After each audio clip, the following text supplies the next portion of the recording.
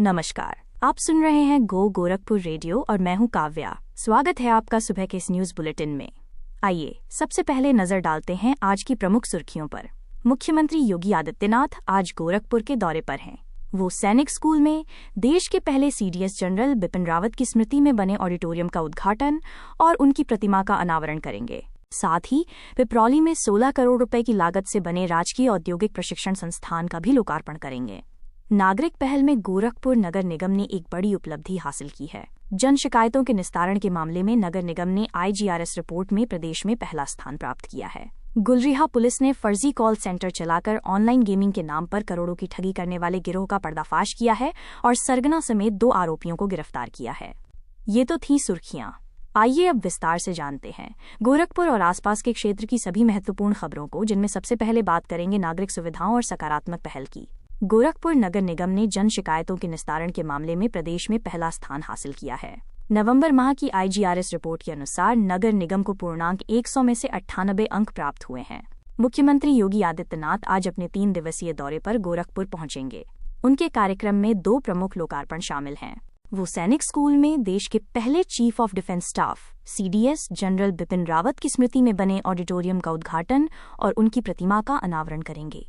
इसके अतिरिक्त वो पिपरौली क्षेत्र में 16 करोड़ रुपए की लागत से बने राजकीय औद्योगिक प्रशिक्षण संस्थान ITI का भी लोकार्पण करेंगे, जिससे युवाओं को कौशल विकास में मदद मिलेगी।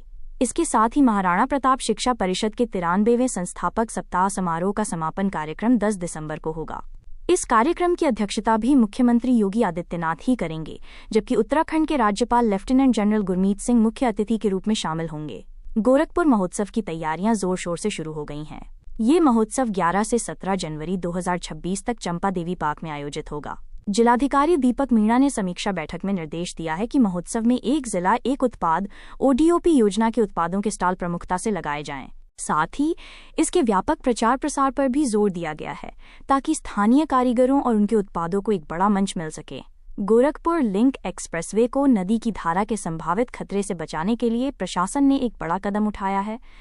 कमहरिया घाट में सरयू नदी के किनारे हो रहे बालू खनन पर रोक लगा दी गई है।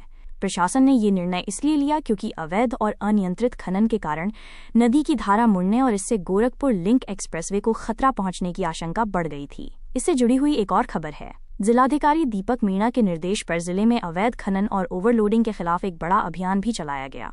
इस कार्रवाई में कुल 17 वाहनों पर कार्रवाई की गई, जिनमें से 7 को सीज कर दिया गया और 5.5 लाख रुपए का जुर्माना वसूला गया। गोरखपुर वन प्रभाग को एक अत्याधुनिक mobile veterinary unit rescue van मिली है। इस वैन से घायल पक्षियों, विशेषकर सारस और मोर को तत्काल उपचार मिल सकेगा। किसी भी घायल पक्षी की सूचना देने के लिए मोबाइल नंबर 078394353112 जारी किया गया है।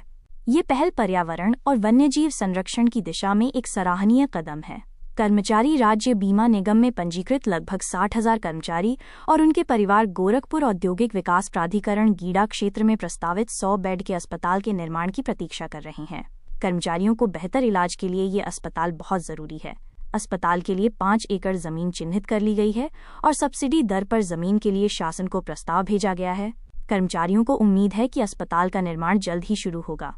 गोरखपुर एम्स में 200 रुपए से कम की खून और पेशाब की सभी जांचें मुफ्त कर दी गई हैं, लेकिन एम्स की अनुबंधित हिंद लैब अभी भी मरीजों से शुल्क वसूल रही है। एम्स प्रशासन ने स्पष्ट किया है कि 10 दिसंबर से सभी पैथोलॉजी जांचें एम्स स्वयं करेगा, जिससे मरीजों को राहत मिलेगी। हालांकि सोमवार को कैश काउंटर पर हुई अव्यवस्था के कारण 130 से अधिक मरीजों को बिना जांच कराए ही लौटना पड़ा। चलिए अब रुख करते हैं अपराध और सुरक्षा से जुड़ी कुछ बड़ी खबरों की ओर। गुलरिहा पुलिस ने फर्जी कॉल सेंटर चलाकर ऑनलाइन गेमिंग के नाम पर करोड़ों की ठगी करने वाले गिरोह का पर्दाफाश किया है। पुलिस ने गिरोह के सरगना राकेश प्रजापति और उसके एक साथी को गिरफ्तार कर लिया है। ये गिरोह गरीबों के नाम पर म्यूल खाते खुलवाकर ठगी की रकम का लेन देन करता था। इस कार्रवाई से साइबर ठगी पर लगाम कसने में मदद मिलेगी। शाहपुर के व्यवसायी अवधेश चतुर्वेदी के साथ साइबर धोखाधड़ी की घटना हुई है, जिसमें उनके क्रेडिट कार्ड से 30,000 रुपए निकाल लिए गए। सबसे चौंकाने वाली बात यह है कि पीड़ित ने OTP किसी से साझा नहीं किया था, फिर भी एजुकेशन फीस के नाम पर यह रकम निकाल ली गई। पुलिस मामले की जांच कर रही है। श्रोताओं से अनुरोध है कि वे सतर्क रहें। ADG ने महिला अपराधों की समीक्षा करते हुए पुलिस अधिकारियों को सख्त निर्देश दिए हैं। समीक्षा में चौरी चौरा सर्किल में महिला अपराधों की संख्या अधिक पाए जाने पर सुधारात्मक कदम उठाने को कहा गया है। उन्होंने साइबर अपराधों की केवल 25% की रिकवरी दर पर भी असंतोष व्यक्त किया और पुलिसकर्मियों को साइबर सुरक्षा और एथिकल हैकिंग का प्रशिक्षण देने की भी बात कही है। सड़क हादसों में 2 लोगों की मौत। खलीलाबाद के पूर्व जिला शासकीय अधिवक्ता आनंद कुमार राय और उनके पुत्र प्रसून की एक सड़क हादसे में दर्दनाक मौत हो गई है।